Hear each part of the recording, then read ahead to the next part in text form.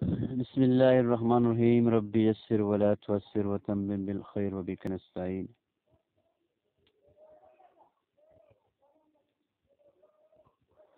باب الدفن عند طلوع الشمس، سورج کے طلوع کے وقت دفن کرنے کے بیان میں یہ باب ہے.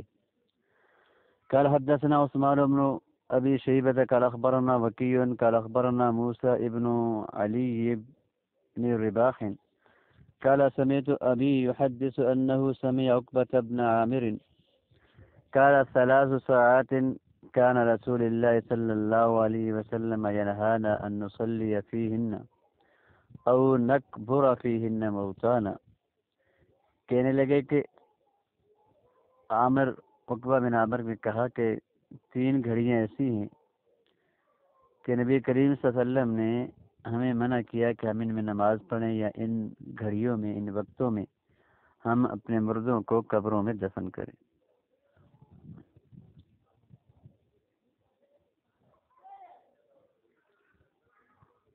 یہ دفن کے معنی میں ہے، ندفن.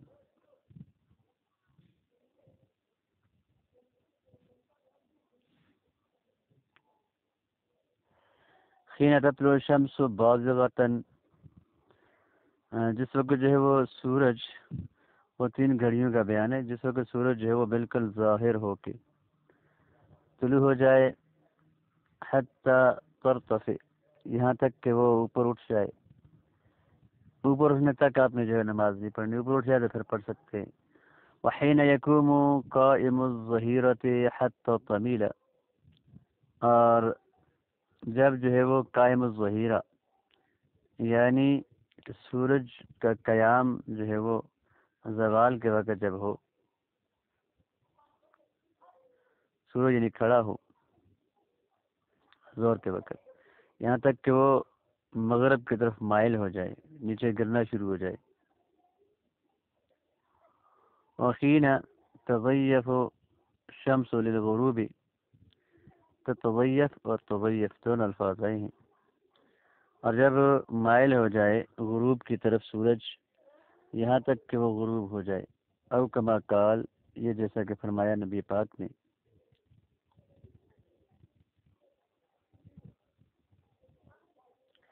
ضعف یزیف کے معنی جو ہے وہ میلان کے بھی آتے ہیں، یہاں پر میلان کے معنی میں.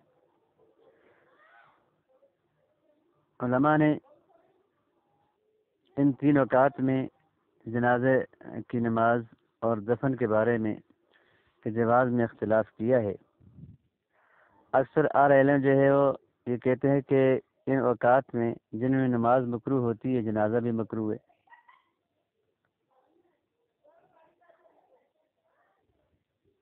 اور یہ بات جو ہے وہ ابن عمر سے منقول ہے، اور یہ عطا نقی اور رضائی کا قول ہے. اور اسی طرح جو ہے وہ سفیان ثوری اور صحاب رائے اور احمد بن حنبل اور اسحاق ابن راہوے نے بھی یہی بات کی ہے. اور امام شافعی رحمہ اللہ جو ہے وہ دن اور رات کی کسی بھی گھڑی میں نماز جنازہ کو جائز سمجھتے تھے. اور ایسے ہی دفن کو بھی، جس وقت آپ دن رات میں سے چاہیں دفن کریں. اور یہ بھی جو ہے وہ ایک جماعت کا قول ہے. لیکن باقی حضرات کا جو قول ہے وہ حدیث کی موافقتی بنا پر زیادہ اولا ہے. خطابی کہتے ہیں، یہ خطابی نے یہ بات کی ہے. منذری کہتے ہیں کہ مسلم، ترمذی، نسائی اور ابن ماجہ نے اس حدیث کی تخریج کی ہے.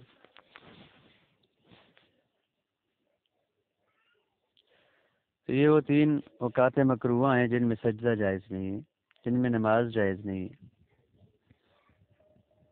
ان کا مکروہ اوقات کہا جاتا ہے. ان 3 اوقات کے اندر کسی قسم کی نماز جائز نہیں ہے.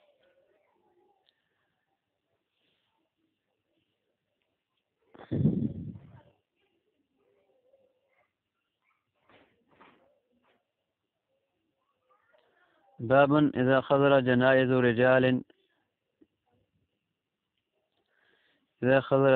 رجال ونساء من يكتم.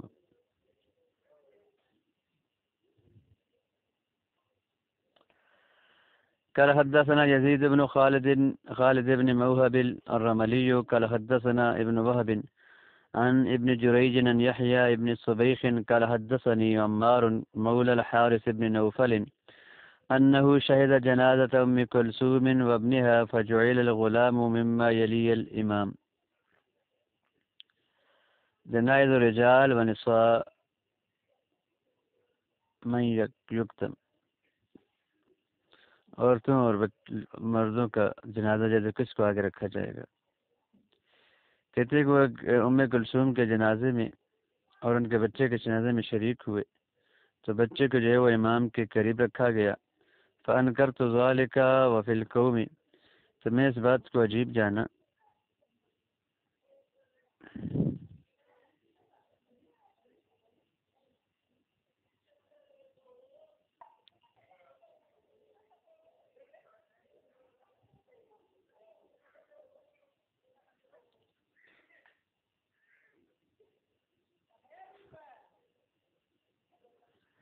ام کلثوم سے جو ام کلثوم بنت علی ہیں اور ان کے جو بیٹے تھے زید ابن عمر، یہ دونوں اکٹھے مرے تھے.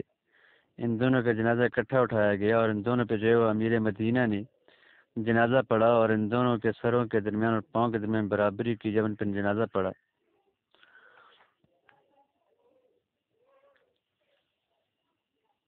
اور پھر اس وقت جو لوگ تھے وہاں جنازے میں ان میں ابن عباس تھے، ابو سعید خدری تھے اور ابو قتادہ تھے اور ابو ہریرہ تھے. فقالوا، تو انہوں نے کہا کہ حاضر سنت، یہی سنت ہے، یعنی مذکر کے جنازے کو امام کے قریب اور دوسرے کو آگے رکھا جاتا ہے.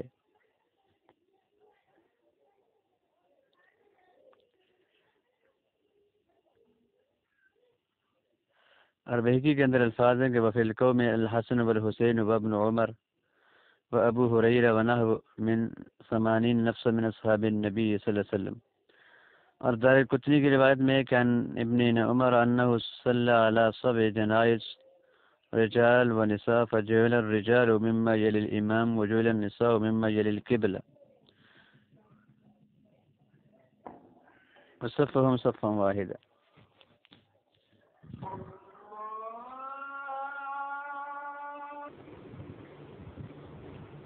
یہ حدیث اس بات کو دلالت کرتی ہے کہ سنت یہ ہے کہ جب جنازے جمع ہو جائیں زیادہ تو ان پہ ایک ہی نماز جنازہ پڑھی جائے. احد کے جو شہادات ہیں ان کے بارے میں جو نبی پاک نے جنازہ پڑھا تھا تو وہاں پر یہ تھا کہ 10 آدمی لائے جاتے تھے، ان میں جو ہے وہ ایک جنازہ پڑھا جاتا تھا. اور حضرت حمزہ پہ جو ہے وہ ایک جدا جنازہ پڑھا گیا. اور موطا میں ہے کہ عثمان ابن عفان، عبداللہ ابن عمر، ابو ہریرہ رضی اللہ تعالیٰ عنہ، یہ حضرات مدینہ میں جب جنازے آتے مردوں اور عورتوں کے اکٹھے تو مردوں کو امام کی جانب اور عورتوں کو قبلے کی جانب جو ہے وہ رکھتے. زرکانی کہتے ہیں کہ اس پر اکثر علماء ہیں اور ایک جماعت صحابہ کی اور تابعین کی اسی بات کی قائل ہے. ابن عباس، ابو ہریرہ اور ابو قتادہ کہتے ہیں یہی سنت ہے. اور صحابی کا قول اس طرح کی بات میں رفع کا حکم رکھتا ہے، یعنی اسی بات جو عقل سے معلوم نہ ہو سکتی اور وہ صحابی کہے تو یہ اس کا مطلب یہ ہوتا ہے کہ اس نے نبی پاک سے سنی ہے. حسن، سالم اور قاسم نے کہا ہے کہ عورتیں جو ہے وہ مما یلی الامام والرجال مما یلی القبلہ، کہ امام کی طرف عورتیں ہوں گی اور مرد قبلے کی طرف ہوں گے. یہ ان نے بالکل عکس کیا ہے اور اس میں عطا نے جو ہے ان کا اختلاف کیا ہے.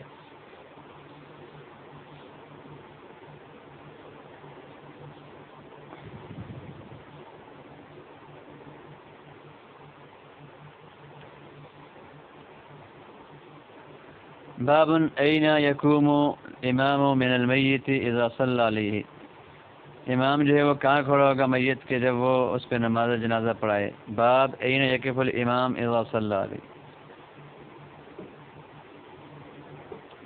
قال حدثنا داود بن معاذ قال اخبرنا عبد الوارث النافع ابي غالب قال كنت في سكة المربد فمرت جنازة وما ناس كثير. میں مقام مربد بصرہ میں ایک جگہ ہے، اس کی ایک گلی میں تھا. ایک جنازہ گزرا اور اس کے ساتھ بہت سے لوگ تھے. قالوا جنازۃ عبداللہ ابن عمیر، تو لوگوں نے کہا یہ عبداللہ ابن عمیر کا جنازہ ہے. فتبعتها، تو میں نے اس جنازے کا اتباع کیا. فاذا انا برجل علی قصاء رقیق، تو اچانک میں ایک ایسے آدمی کے ساتھ چل رہا تھا جس کے اوپر ایک پتلی سی چادر تھی. علی بوری زینتی،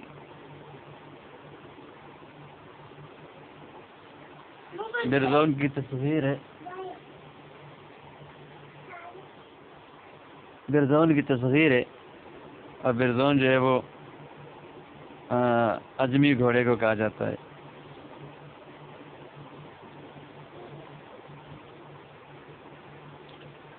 اور ترکی گھوڑا عربی گھوڑے کے جو خلاف ہوتا ہے. تو اپنے جو ہے وہ ترکی گھوڑے پہ تھے. وعلی راسی خرقہ تقی من الشمس، اور ان کے سر پہ ایک کپڑا تھا جو انہیں گرمی سے بچا، سورج کی دھوپ سے بچا رہا تھا.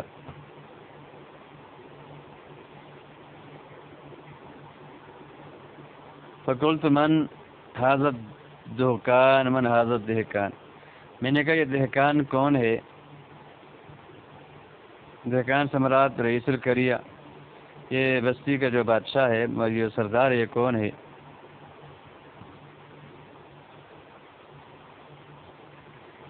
قالوا هذا انس بن مالک، لوگوں نے کہا یہ انس بن مالک ہیں. فلما وضعت الجنازہ، جب جنازہ رکھا گیا، قام انس کھڑے ہوئے. فصلی علیہا، تو آپ نے اس پر جنازہ پڑھا. وانا خلفہ، اور میں آپ کے پیچھے تھا. لا یخول بینی و بینہ شیء، میرے اور انس بن مالک کے درمیان کوئی چیز حائل نہ تھی. فقام عند راسہ، تو وہ میت کے سر کے پاس کھڑے ہوئے. فکبر 4 تکبیرات، 4 تکبیریں کہیں. لم یطل ولم یسر، نہ بہت لمبی کی اور نہیں جلدی کی. ثم ذهب یقعد، پھر وہ گئے اور بیٹھ کے. فقالوا یا ابا حمزہ المرأة الانصاریہ فقربوها ولی ناش اخضر، تو کہا کہ ابو حمزہ جو انصاری عورت ہے اس کو لاؤ. تو ان لوگوں نے جو ہے وہ اس کی میت کو قریب کیا، اور وہاں علیہ ناشن اصفر، اس پہ جو ہے وہ ایک ناش تھی سفید رنگ کی. وہ جو عورت تھی انصاری ہے، اس کے اوپر جو ہے وہ قبہ تھا، اور کوئی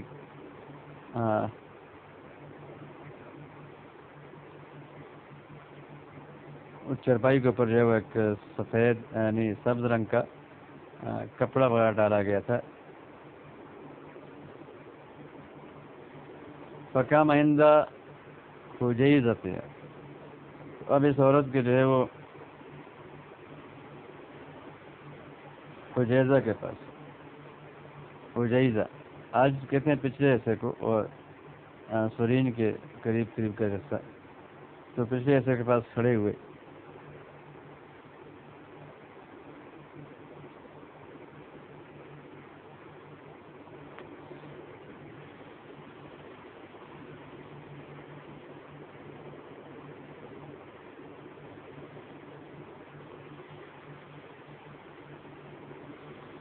فصلی علیہ، پھر اس پہ جنازہ پڑھایا. نا و صلاۃ علی الرجل، بالکل ایسا جیسے مرد پہ پڑھا تھا. پھر بیٹھے. فقال العلا ابن زیاد، علا ابن زیاد کہتے ہیں یا ابا حمزہ ہکذا کان رسول اللہ صلی اللہ علیہ وسلم یصلی علی الجنازہ، نیپاک بھی ایسی جنازہ پڑھا کرتے تھے. کا صلاۃ کا جیسے آپ نے پڑھا ہے، یکبر علی اربع، کہ وہ 4 تکبیریں کہتے. عند راس رجل و یقوم عند راس رجل، اور آدمی کے سر کے پاس کھڑے ہوتے. وہ عجیزت المرأة، اور عورت کی جو ہے وہ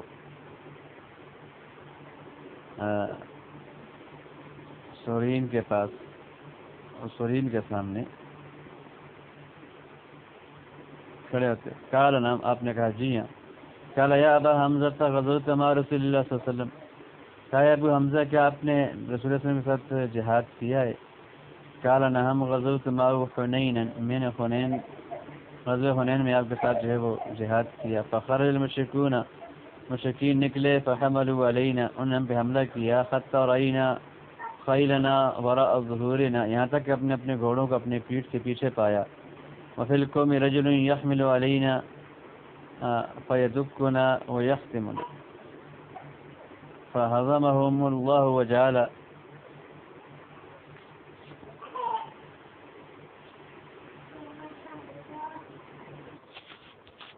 تو انس کہتے ہیں کہ پھر ہمارے گھوڑے ہمارے پیٹھوں کے پیچھے ہو گئے. یہ فرار سے کنایا ہے کہ گویا کہ ہم جو ہے وہ اس حال میں ہو گیا کہ بھاگنے کی کیفیت ہوگی. گھوڑے بھاگ گئے کہ پھر قوم میں ایک آدمی تھا یحمل علینا جو ہم پہ جو ہے وہ حملہ کر رہا تھا. فیدکنا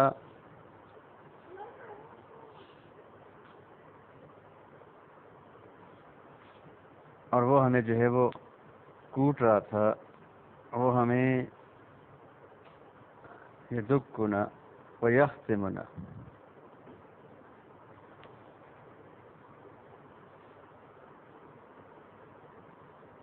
دونوں کے معنی کہ ہمیں وہ توڑ رہا تھا. یدکنا ویختمنا ہمیں توڑ رہا تھا. تب تفسیری ہے فہضمہم اللہ پھر اللہ نے ان کو جو ہے وہ شکست دے دی. وجعل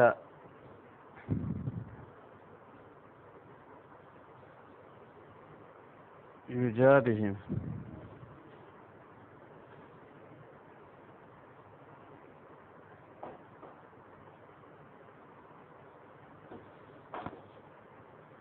اور معاملہ جو ہے وہ ان کافروں کے ساتھ واپس ہوا. پہلے ہم بھاگنے پہ تیار تھے اب وہ بھاگنے لگے. فَيُبَايِعُونَهُ عَلَى الْإِسْلَامِ يُجَاءُ بِهِمْ وَجَعَلَ اور ان کافروں کو لایا جانے لگا. پھر وہ اسلام پر بیعت کرنے لگے. وَقَالَ رَجُلٌ مِّنْ أَصْحَابِ النَّبِيِّ صلی اللہ علیہ وسلم اور نبی کریم صلی اللہ علیہ وسلم کے صحاب میں سے ایک آدمی نے کہا ان علی نظرا ان جاء اللہ بالرجل الذي كان منذ اليوم يختمنا لأضربن عنقه. میرے اوپر نظر ہے کہ اگر اللہ اس آدمی کو لے آیا جو آج کے دن جو ہے وہ ہمیں توڑ رہا تھا مار رہا تھا تو میں اس کی گردن ضرور بضرور مار ڈالوں گا. فسکت رسول اللہ صلی اللہ علیہ وسلم نے پاک خاموش ہے. وجیء بالرجل اس آدمی کو لایا گیا. فلما رأى رسول اللہ صلی اللہ علیہ وسلم قال جب اس نے میری پاک کو دیکھا تو کہا یا رسول اللہ تبت الی اللہ میں نے اللہ کی طرف رجوع کر لیا ہے. فامسک رسول اللہ صلی اللہ علیہ وسلم آپ نے اسے جو ہے وہ روکا پکڑا. لا یبایع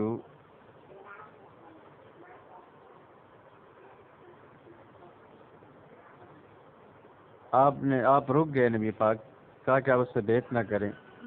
کہا کہ وہ دوسرا جس نے نظر مانی تھی اس کو قتل کرنے کی وہ اپنی نظر پوری کرے. قال فجعل الرجل يتصدى لرسول الله صلی اللہ علیہ وسلم ليأمره بقتله اور آدمی جو ہے وہ جو صحابی تھے وہ نبی کریم صلی اللہ علیہ وسلم کی طرف دیکھ رہا تھا تعارض کر رہا تھا کہ نبی پاک نے اس کو حکم دے اس کے قتل کا. وجعل يهاب رسول اللہ صلی اللہ علیہ وسلم من يقتله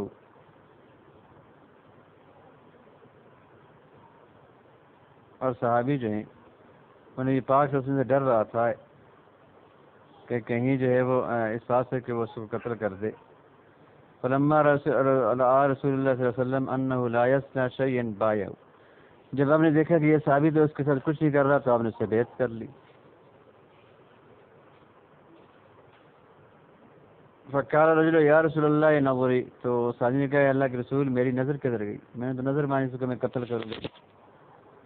قال انی لم امسک عنہ منذ اليوم الا لتوفی بنظرک میں نے اس سے آج جو ہے وہ پیچھے نہیں ہٹا میں نہیں روکا بیعت کرنے سے مگر اسی وجہ سے کہ تو اپنی نظر پوری کر لیتا. فقال یا رسول اللہ الا او مست الی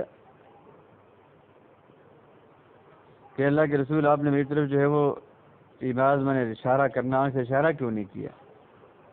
فقال النبی صلی اللہ علیہ وسلم انه ليس للنبي ان يمز کسی نبی کے لیے یہ نہیں ہے کہ وہ اشارے کرتا پھرے یعنی جائز نہیں ہے اس کے لیے اس کے اور اللہ کے درمیان کہ وہ کوئی چیز چھپائے اور اس کا خلاف ظاہر کرے. اس لیے کہ اللہ رب العزت نے جو ہے وہ نبی کو دین کے اظہار کے لیے اور حق کے اعلان کے لیے بھیجا ہوتا ہے، اور اس لیے جائز نہیں ہے کہ کسی بات کو چھپانا اور اس کو دھوکہ دینا، اور یہ کسی مومن کے لیے بھی ایسا جائز نہیں ہے۔ اور حدیث میں دلیل ہے اس بات پر کہ امام کو اختیار ہے بالغ جو مرد ہوتے ہیں قیدی میں سے ان کو قتل کرنا اور ان کے خونوں کو بچانے کے درمیان، جب تک وہ مسلمان نہیں ہوتے۔ پھر جب مسلمان ہو جائیں تو پھر اب ان کے خون کی طرف کوئی راستہ نہیں رہتا۔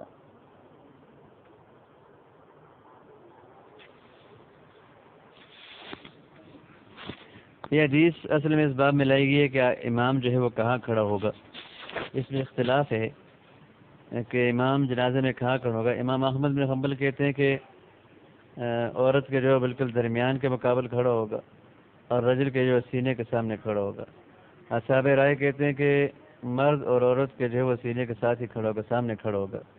اور رہی بات تکبیر کی تو نبی کریم صلی اللہ علیہ وسلم سے 5 اور 4 تکبیریں جو ہیں وہ روایت کی گئی ہیں، اور آخری جو آپ سے فعل ذکر کیا گیا ہے وہ یہ کہ آپ نے 4 تکبیریں کہیں، اور علی بن ابی طالب جو ہے وہ اہل بدر پر 6 تکبیریں کہہ رہے تھے، اور تمام صحابہ پر 5 اور باقی لوگوں پر 4۔ اور عبداللہ بن عباس جو ہے وہ جنازے پر 3 تکبیروں کی رائے رکھتے تھے۔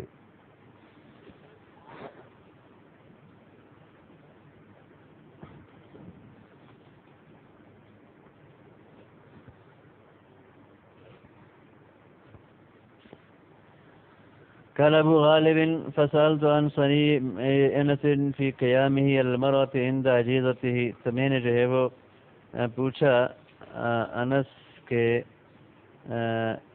اس فعل سے کے بارے میں کہ جو وہ عورت کے پیچھے والی طرف کے قریب کھڑے ہوئے، مؤخر الشيء، فحدثوني انه كان انما كان لانه لم تكن النعوش فكان الامام يقوم خیال عجیزت یسترها من القوم، کہ مجھے بیان کی کہ وہاں پر نموش نہیں ہوتی تھی، یعنی اوپر سے ڈھانپی ہوئی نہیں ہوتی تھی، تو امام جو ہے وہ عجیزہ کے مقابل کھڑا ہو جاتا تاکہ لوگوں سے اس کو چھپا لے۔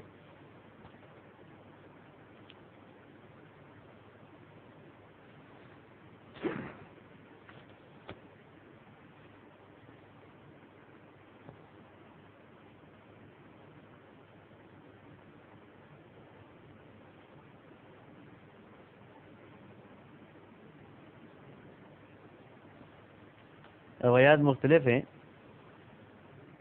سمرہ رضی اللہ عنہ کا حدیث ہے کہ کہتے ہیں کہ صلیت وراء النبی صلی اللہ علیہ وسلم علی امرأۃ ماتت فی نفاسها فقام علیہا وسطها، تو درمیان میں کھڑے ہوئے۔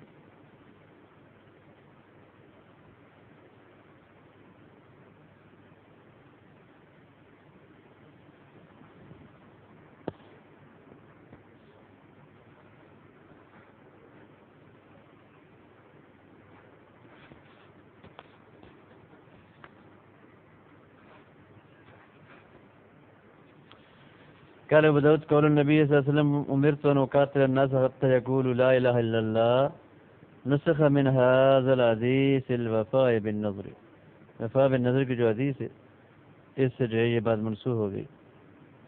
فی قتلہ بقولی انی قد تبت، اس قول انی قد تبت سے۔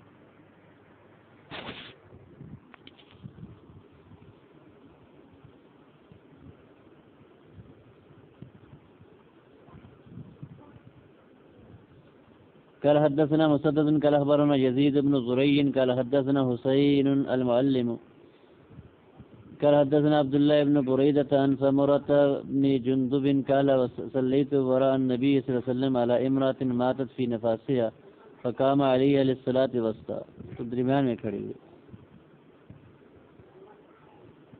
اس حدیث کے بارے میں منذری کہتے ہیں کہ اس کو بخاری، مسلم، ترمذی اور نسائی اور ابن ماجہ نے اس کی تخریج کی۔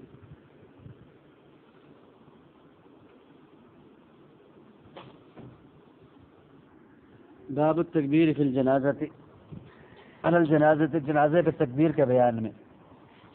قال حدثنا محمد بن علاء قال اخبرنا ابن ادریس قال سمعت ابا اسحاق عن الشهبي ان رسول الله صلی اللہ علیہ وسلم مر بقبر رطب فصفوا علیہ وکبر علیہ اربع.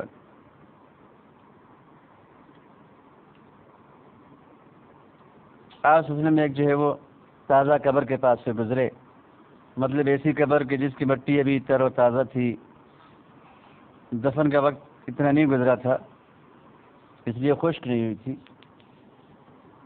تو نبی کریم صلی اللہ علیہ وسلم نے صحابہ کے ساتھ وہاں پر صف بنائی قبر پر اور 4 تکبیریں کی. اس بات کی طرف اشارہ ہے کہ جنازے کی جو نماز ہوتی ہے اس میں تکبیریں 4 ہیں. اکثر عالم اس بات ہی کی طرف گئے کہ تکبیریں 4 ہیں.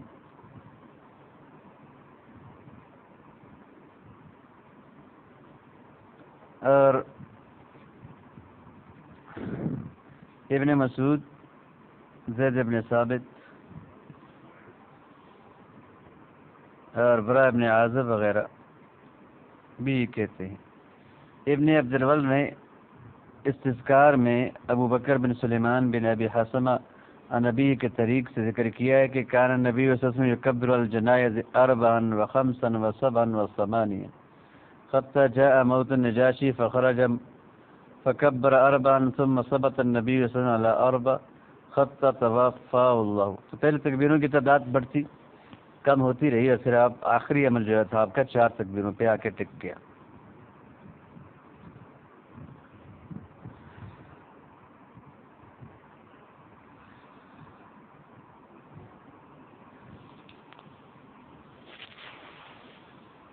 قال حدثنا ابو الوليد الطيالسي قال حدثنا اخبرنا شعبة واخبرنا محمد بن المثنى قال اخبرنا محمد بن جعفر عن شعبة عن عمرو بن مرة عن ابن ابي الليلى قال كان زيد يعني ابن ارقم يكبر على جنائزنا 4.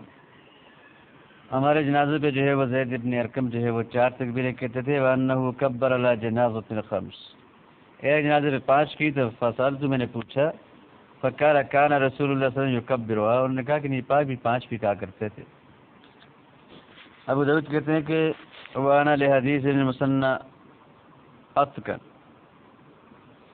جو ابن مثنى کی جو حدیث ہے وہ زیادہ اس کو میں جو ہے وہ یقینی جانتا ہوں. یعنی حدیث الباب میں جو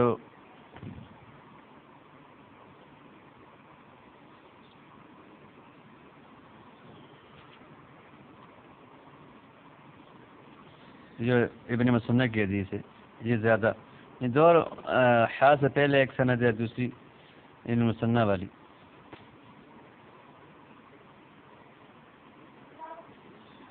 کبھی کبھی آپ 5 بھی کہتے تھے اور 4 پر زیادتی کا جو ثبوت ہے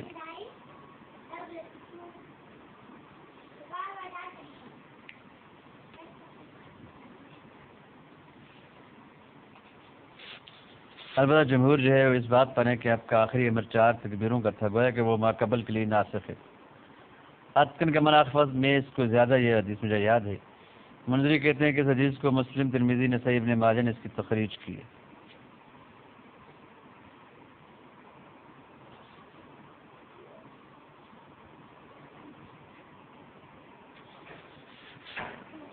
باب ما یکرہ الجنازۃ، جنازے میں جو کچھ پڑھا جائے. قال حدثنا محمد بن كثير قال انبأنا سفيان عن سعد بن ابراهيم عن طلحة عن ابن عبد الله بن عوف قال صليت مع ابن عباس على جنازة فقرأ بفاتحة الكتاب فقال انها من السنة. میں نے ابن عباس کے ساتھ جنازہ پڑھا تو انہوں نے جو اس پہ فاتحة الکتاب پڑھی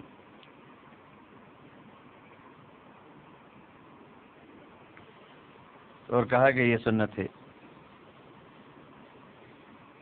حدیث الباب جو ہے اس میں جو ہے وہ فاتحہ کی قرات کا محل جو بیان ہوا ہے یہ یہاں پر موجود نہیں ہے، بلکہ تصریح اس بات کی ہے جابر کے حدیث میں، جس کو امام شافعی نے ان الفاظ کے ساتھ وقرأ بأم القرآن بعد التکبیرۃ الاولی، پھر تکبیرۃ اولی کے بعد جو ہے وہ فاتحہ پڑھی. حافظ عراقی نے شرح ترمذی میں کہا کہ اس کی سند ضعیف ہے اور یہ کہا کہ یہ جو فاتحہ قرات سنت ہے اس میں دلیل ہے اس کی مشروعیت پر کہ فاتحۃ الکتاب جنازہ کی نماز پڑھنا مشروع ہے۔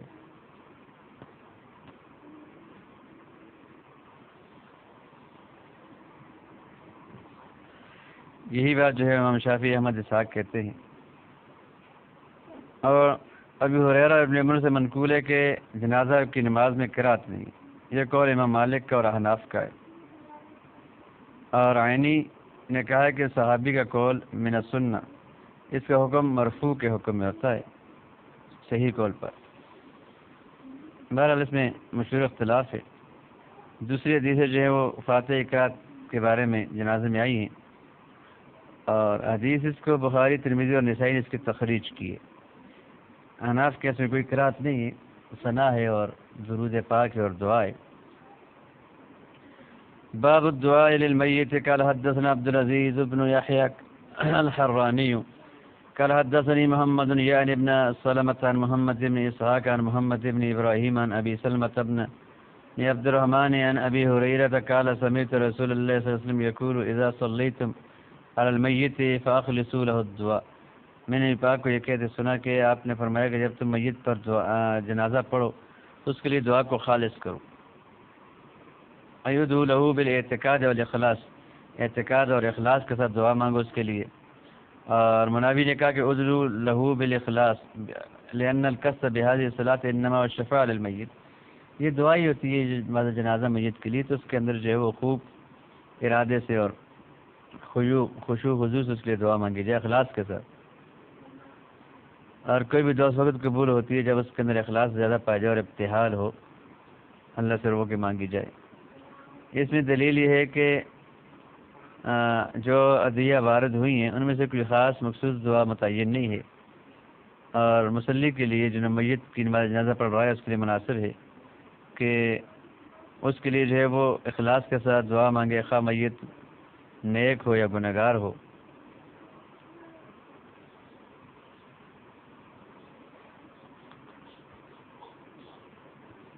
قال حدثنا ابو معمر عبد الله بن عمر قال اخبرنا عبد الوارث قال اخبرنا ابو الجلاس عقبة بن صيار او سنان قال حدثني علي بن شماخ قال شهدت مروان سأل ابا هريرة، میں نے مروان کے پاس حاضر ہوا تو اس سے پوچھا ابو ہریرہ سے کیف سمعت رسول اللہ صلی اللہ علیہ وسلم یصلی علی الجنازہ، نبی پاک کو آپ نے جنازے پہ جو ہے وہ کیسے آپ نے سنا نبی پاک کو کہ آپ جنازہ پڑھا کرتے تھے؟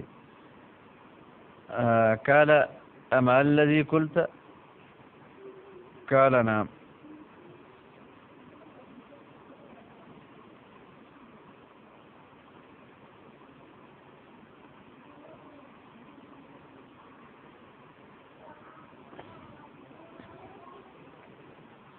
کہ اس بات کے ساتھ کہ جو تو نے کہی ہے، اس نے کہا ہاں۔ قال کلام کان بینہما قبل ذلك، راوی کہتے ہیں کہ اس سے پہلے ان کے درمیان کی بات ہوئی تھی، اسی کے بارے میں کہا کہ اس طرح کی بات کرنی ہے۔ قال ابو ہریرہ اللہم انت ربها وانت خلقتها وانت هديتها للاسلام وانت قبضت روحها وانت عالم بسرها وعلانیتها جئنا شفاعها فاغفر لها۔ تو یہ دعا گویا کہ آپ صلی اللہ علیہ وسلم ابو ہریرہ کے بقول جو پڑھا کرتے تھے۔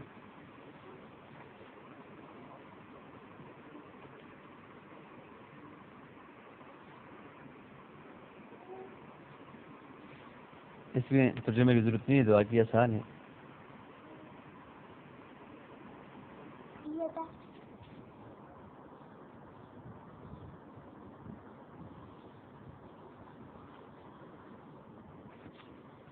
قال ابو داود اخطا شعبہ فی اسم علی بن شماخ قال فی عثمان بن شماخ قال ابو داود سمعت احمد بن ابراہیم الموصلی يحدث احمد بن حنبل قال ما علم انی جلست من حماد بن زید مجلسا الا نافیہ عن عبد الوارث وجعفر بن سلیمان۔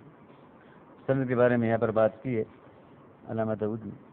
قال امام ابو داود نے قال حدثنا موسى ابن مروان الرقي قال اخبرنا شعيب يعني ابن اسحاق عن الاوزاعي عن يحيى ابن كثير يحيى ابن أبي كثير عن أبي سلمة عن أبي هريرة قال صلى رسول الله صلى الله عليه وسلم على جنازة فقال اللهم اغفر لحينا وميتنا وصغيرنا وكبيرنا وذكرنا وأنثانا وشاهدنا وغائبنا اللهم من أحييته منا فأحيه على الإيمان ومن توفيته منا فتوفه على الإسلام.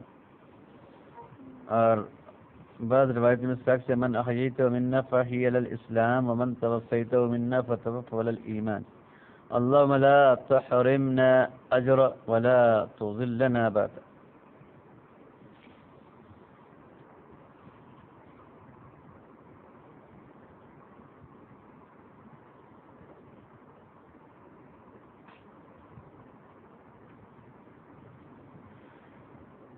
ترمذی وغیرہ کی روایت میں جو موجود اور مشہور ہے وہ فاحی علی الاسلام و توف علی الایمان کی بات ہے. یہی مناسب ہے اس لیے کہ اسلام جو ہے وہ تمسک بالارکان ظاہرہ کا نام ہے اور یہ زندگی میں ہوتا ہے، تو لہٰذا اسلام پہ زندگی دے. اور ایمان تصدیق باطنی کا نام ہے جو وفات کے وقت مطلوب ہے، تو لہٰذا فاحی علی الایمان کی وجہ فاحی علی الاسلام و من توفیت منا فتوف علی الایمان ہونا چاہیے.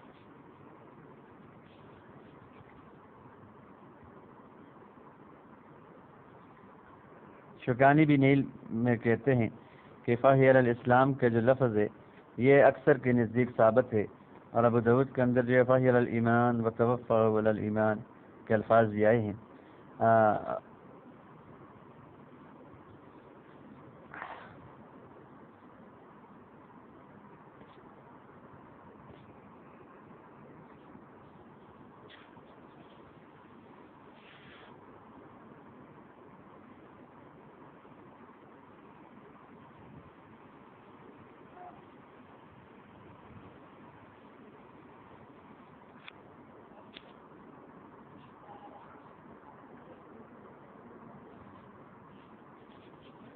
قال حدثنا موسى بن مروان الركي قال أخبرنا شعيب يعني ابن إسحاق عن الأوزاعي أن يحيى بن أبي كثير عن أبي سلمة عن أبي هريرة قال صلى رسول الله صلى الله عليه وسلم على جنازة فقال اللهم اغفر لحينا وميتنا وصغيرنا وكبيرنا وذكرنا وأنثانا وشاهدنا وغائبنا اللهم من أحييت منا فهي على الإيمان ومن توفيت منا فتوفى على الإسلام.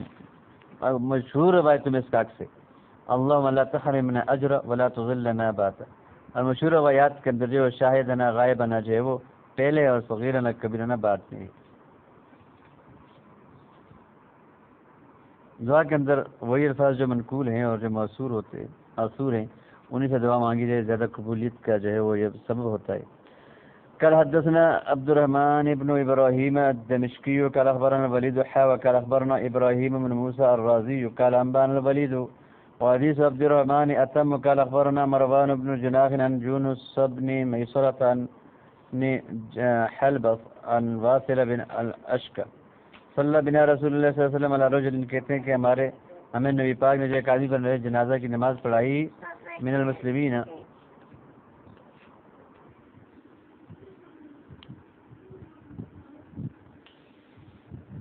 فسمعت يقول تو میں نے آپ کو یہ کہتے سنا اللهم ان فلان ابن فلان فی ذمتک فقہ فتنۃ القبر، فلاں ابن فلاں آپ کی ذمہ داری میں، آپ اس کو جو ہے وہ قبر کے فتنے سے بچائیے. قال عبد الرحمن فی ذمتک وحبل جوارک، ان کے یہ الفاظ ہیں فقہ من فتنۃ القبر وعذاب النار وانت اہل الوفاء والحق الحمد اللهم فاغفر له وارحمه انك انت الغفور الرحیم. عبد الرحمن نے مروان ابن جناح سے یہ روایت کی. بہرحال بہت سے الفاظ آئے ہیں حدیث کے اندر، مختلف دعائیں آئی ہیں.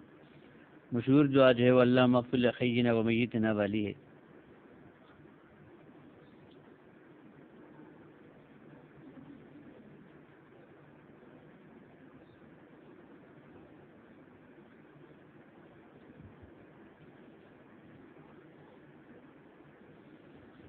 والله تعالى بالصواب وما علينا إلا البلاغ.